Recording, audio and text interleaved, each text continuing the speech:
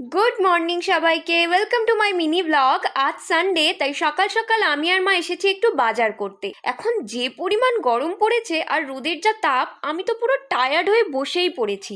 এই রোদের মধ্যে যারা বাইরে কাজ করছেন, আমি তাদের স্যালিউট জানাই এবং তাদের শারীরিক সুস্থতাও কামনা করি।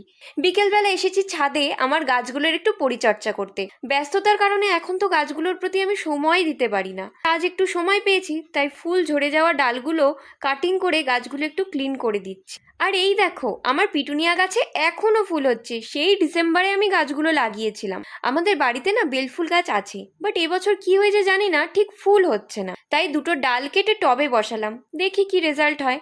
বিকেলে না ছাদে এত সুন্দর হাওয়া দিচ্ছিল, পুরো রিফ্রেশ হয়ে গেলাম। সন্ধেবেলা বনু এসেছে আমাদের বাড়ি আর চিপস খাওয়ার আবদার করেছে, তাই এখন আমি, মা আর বনু তিনজনে যাচ্ছি পাড়ার দোকানে। সো আজকের ভিডিওটা এই পর্যন্তই, দেখা হবে নেক্সট ভিডিওতে। বাই।